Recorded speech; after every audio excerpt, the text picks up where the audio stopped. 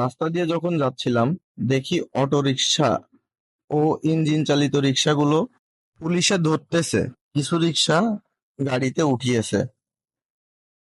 এখানে অনেক রিক্সা দাঁড়িয়ে আছে, এগুলো ইঞ্জিন ছাড়া পায়ে চালানো রিক্সা।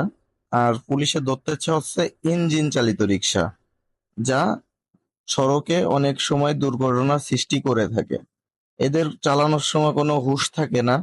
এরা শুধু পিক আপ দিতে পারলে আর কি প্লেন চালানোর মতো রিক্সা চালায়। তবে সবাই তো এইভাবে রিক্সা চালায় না।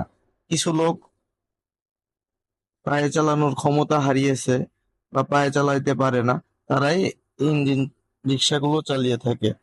এর মধ্যে কে সঠিক আর কে বেঠিক আসলে বোঝা বড় দায়। তো পুলিশেও তার ডিউটি পালন করছে। তো দেখে বিষয়টা একটু কেমন জানি মনে হলো। তো আসলে আপনারাই বলুন, এটা ঠিক করছে নাকি ভুল করছে। ভিডিওটি দেখার জন্য ধন্যবাদ। ভালো থাকবেন সবাই।